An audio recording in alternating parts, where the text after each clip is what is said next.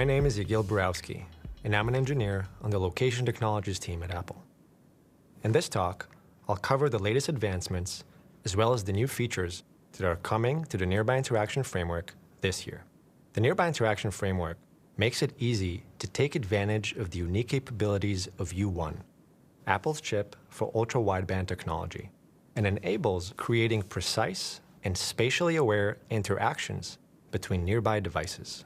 It's the same technology that powers precision finding with AirTag and the fluid handoff gestures between iPhone and HomePod mini. This is what we'll cover in this session. We'll start with updates to the user permission flow. After that, we'll introduce new APIs for running nearby interaction with compatible third-party hardware.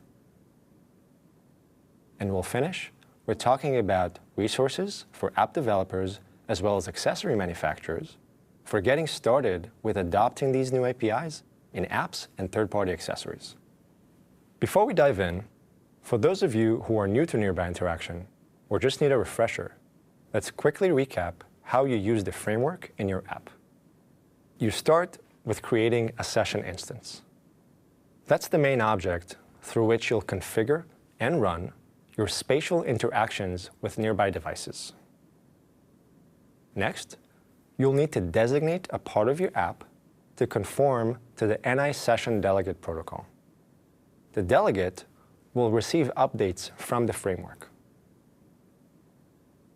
The next thing you need to do is create a configuration object, which will be a subclass of NI configuration.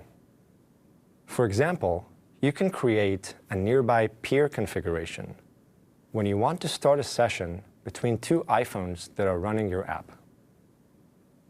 Once you call run on the session with the configuration you had created, Nearby Interaction will start providing your app a stream of nearby object updates, each containing distance and optionally direction to nearby devices that are actively participating in the session.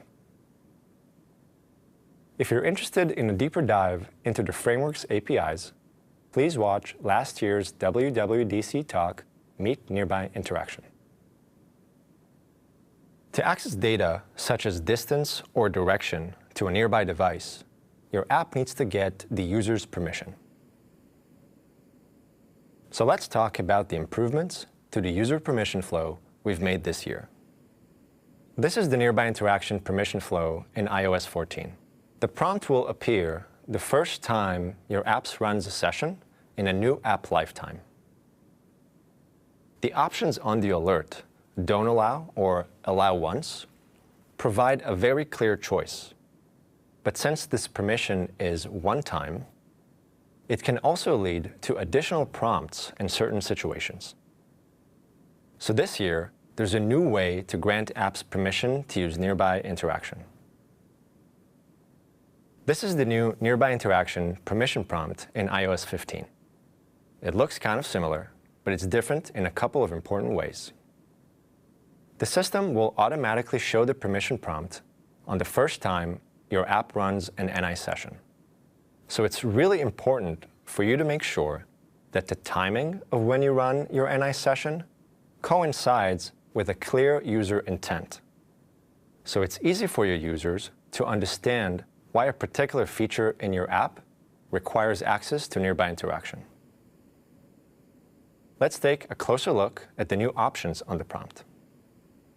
The new OK option grants your app permission while the app is in use. Whether the user accepts or denies your app's request to use Nearby Interaction, the permission prompt will not show again. Starting in iOS 15, apps that use Nearby Interaction will appear in Settings. So if users ever change their minds, they can head over to the Settings app and change your app's Nearby Interaction access. Make sure to test for this scenario when developing your app. Let's summarize the new Nearby Interaction user permission model. The new permission prompt, when accepted, gives your app persistent permission to use Nearby Interaction while the app is in use. The alert will present a usage description string provided by you in your app's info plist. In this purpose string, be clear and concise and explain what are the awesome features in your app that need access to nearby interaction. After the prompt shows for the first and final time, your app's name and icon will appear in the Settings app, which means that users can change your app's permission state at any time. When your app does not have sufficient permission to use nearby interaction, your NI sessions will be invalidated with a permission-related error code. So if a key functionality in your app relies on access to nearby interaction, be sure to explain this clearly to your users and guide them to the Settings app when appropriate. That was the new permission prompt in iOS 15. And now, we're excited to introduce some new APIs that make it possible to use nearby interaction with compatible third-party hardware. We wanted this API to work with a wide range of accessories you may consider building. So we based nearby interaction's third-party hardware support on standards we've been working on with industry groups. And to help you get started on prototyping, experimenting, and building your accessories, we've worked with chipset manufacturers who are making available development kits containing hardware and firmware that is able to interoperate with U1 and iPhone. So alongside development kits, we're also making available sample app code that works out of the box with the hardware in the development kits. So together, they can serve as an excellent starting point for your project. And if you're an accessory manufacturer, please check out the Nearby Interaction Accessory Protocol Specification document that will be available to you in Developer Preview on the Apple Developer website. Whether you just want to tinker with this exciting new technology, or you're ready to integrate Ultra Wideband into your very own accessory, let's look at a simple example that illustrates how you use the Nearby Interaction API with a third-party accessory. Enabling different functionality based on the user's precise distance to an accessory can be a powerful way to streamline interactions with that device. So let's say you're building an accessory and you want to integrate Ultra Wideband into it to enable a set of features that will really make it stand out. And since Ultra Wideband can give you precise distance, you're planning to utilize it to keep track of a couple of precise zones or regions around the accessory. So let's say that you define a region around the accessory that has a 1.5 meter radius, and another larger one with a 3 meter radius. And let's say that you care about these specific distances because when the user enters the larger region around the accessory, you want to enable some functionality A. And when the user enters the smaller region, you want to enable functionality B. So how do you actually achieve this in your app using the Nearby Interaction framework? First of all, Nearby Interaction expects your app and your accessory to have some sort of capability to exchange data between them. As for the particular technology to use to exchange data, that is entirely up to you and what your accessory does and does not need to do. Suppose your accessory already supports Bluetooth. This will put you in a great spot because you'll be able to utilize your existing Bluetooth capability for your data exchange requirement. If your accessory is connected to the local network or is securely connected to the internet, you're in great shape too. That capability to send data back and forth between the app and the accessory will serve you for what you'll need to do next. Recall that when we wanted to start a session between two iPhones running your app, we created a nearby peer configuration. To start a session with an accessory, we'll create a nearby accessory configuration. This is a new NI configuration type in iOS 15.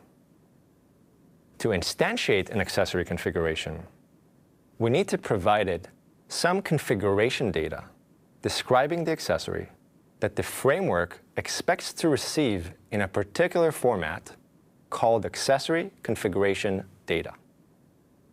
But how do we get this configuration data, and what is this particular format? U1-compatible ultra-wideband hardware, like the types you'll be able to get from certified technology providers, will know how to generate this configuration data upon request. This means that code you're running on the accessory itself will need to generate this data and then send it over to your app on your data channel. Let's look at a code example for instantiating a nearby accessory configuration with data received from an accessory. Let's assume that setAccessory is a helper method I wrote in my app. Whenever I get the accessory configuration data from an accessory, there's logic in my app that routes it to this function along with the accessory's name. At this point, I can create an NI nearby accessory configuration using the data I received from the accessory. You'll notice that I create my configuration inside a do-catch statement. I do this because if the data I received from the accessory is invalid in some way, the NI configuration init method will throw an exception. But if the configuration object is created successfully, it means that the data I received from the accessory is in the right format and can now be used. The ultimate reason for creating a configuration is for using it to run a session. But before I do that, there's a good opportunity for me to cache some useful data for later use. The new nearby accessory configuration type has a discovery token property for the accessory that the framework automatically populates. In addition, in the setAccessory function I defined, I also have the accessory's name. So it could be really useful to save the discovery token alongside the accessory's name at this stage. Because later on, when I start receiving nearby object updates about this accessory, I would be able to use the token and the name to correlate the updates back to this accessory and then display more relevant and rich UI. Okay, so we have valid configuration data from the accessory, and we used it to create an accessory configuration object. Now we can get ready to interact with this accessory. To manage the interaction, we'll need an NI session instance, and we'll need to set the session's delegate. To start the session, we simply call the run function on the session using the accessory configuration object we created. Just like nearby interaction needed configuration data from the accessory also needs configuration data from nearby interaction in order to know how to configure itself. This data needs to be in a format called shareable configuration data. When you run a session with an accessory configuration, nearby interaction will provide the shareable configuration data to your app through a delegate callback. And just like we used the data channel to receive the accessory's configuration data, here we'll use it again to send the configuration data back to the accessory. To make things more concrete, let's look at a code example. Shareable configuration data is provided to your app through the did_generate delegate callback, which is a new delegate callback in iOS 15. Here's a possible implementation of this callback in an app. The framework provides the shareable configuration data and also indicates which accessory it should go to, which is really useful in case you're interacting with multiple accessories. You should plan to send the data to the accessory as soon as possible over your data channel. On a general note, managing data connections to different accessories can take on many different forms, all depending on your use case. For simplicity, let's say that in my app's architecture, I chose to keep an independent data connection for each accessory I'm interacting with. And to keep my code nicely organized, I defined a helper function that gives me back a connection based on the nearby object I give it. Once I get a reference to the connection, I'll use it to send the shareable configuration data to the accessory right away. It's important to optimize your app for sending the shareable configuration data to the accessory with as little delay as possible. If the shareable configuration data is not sent quickly enough, your session may time out. A timeout in a session with an accessory will be communicated to your app through the did-remove delegate callback. Let's look at how you might handle this scenario. When nearby interaction gives me the did-remove callback shown on the screen, I'll first check the reason parameter. If the reason is timeout, and I have high confidence that the accessory may still be nearby, I can attempt to retry to interact with it.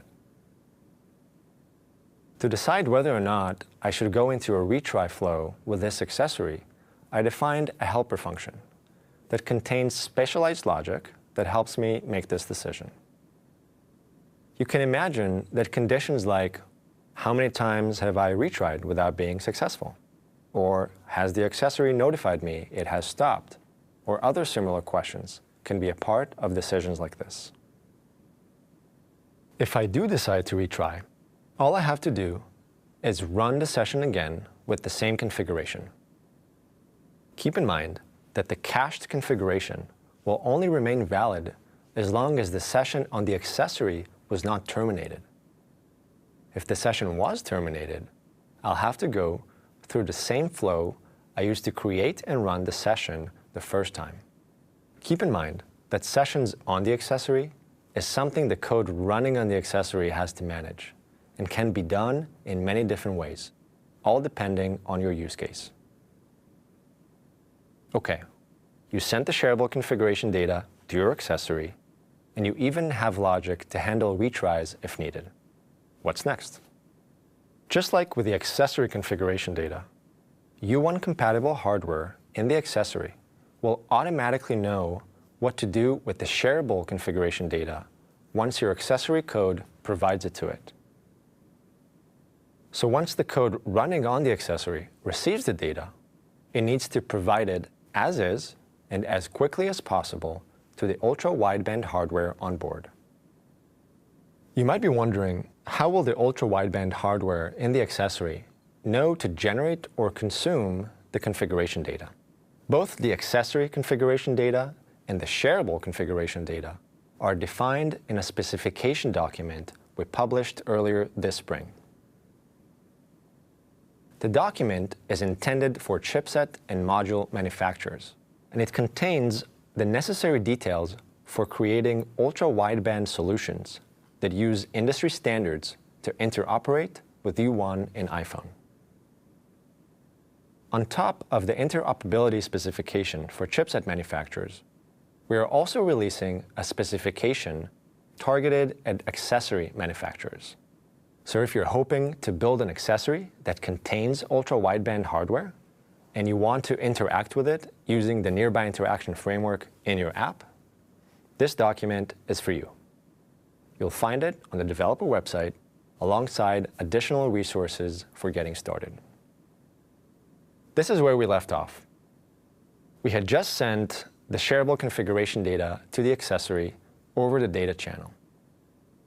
Now let's see what happens once the code on the accessory receives it and provides it to the ultra-wideband hardware. After receiving the shareable configuration data, the ultra-wideband hardware on the accessory will immediately start running in the appropriate configuration for interacting with the NI session in your app. And if both the accessory and the iPhone running your app are nearby one another, the session will start providing your app a stream of nearby object updates containing distance and optionally direction to the accessory. You can even interact with several accessories simultaneously by creating and running a session for each one. Depending on the hardware features on the accessory, you may also be able to get equivalent proximity updates in the code running on the accessory. Once you get nearby object updates from the framework, what do you do with them? As a reminder, we wanted to build an experience in which the app and the accessory enable functionality A when the user enters the larger region, and enable functionality B when the user enters the smaller region around the accessory. Let's look at a code example that shows how you could do this using nearby object updates in your iOS app. When the session between the app and the accessory is running, updates about the accessory are delivered to the session's delegate through the did_update delegate callback. First, I'll grab a reference to the nearby object for which the framework is giving me an update. Next, I'll create a local variable with the distance to this object, which the framework is providing in meters. The next thing I'll do is provide this data to a helper function I have in my app I called getSmoothDistance. I define this function in my app to help me guard against rapid changes in the distance. For example, in cases where the user makes sudden movements, or they happen to be standing on the boundary between the zones. Lastly, I can check to see if the user's distance from the accessory crossed my predefined thresholds. Here I can choose to enable functionality A or functionality B based on the current distance. If you're interested in learning more about designing experiences based on distance and direction between devices, check out the Design for Spatial Interaction WWDC talk from this year. So let's summarize what we discussed in this session. We talked about how the new permission model allows your app to access nearby interaction while the app is in use. We took a deep dive into the brand new world of nearby interaction-enabled third-party accessories and what APIs you can use to build spatial interactions with your very own accessory. We also discussed third-party development kits available from supported technology providers and iOS app code that you can use to get started with your project right away. So go on ahead, give it a try, and start experimenting and prototyping your use cases. And when you're ready to adopt Ultra Wideband in your accessory, read the relevant specification documents available on the Apple developer website. That's it for this year's Nearby Interaction updates. Thanks for tuning in. We hope this session was helpful and contained all the information you need to get started with building some amazing apps and accessories.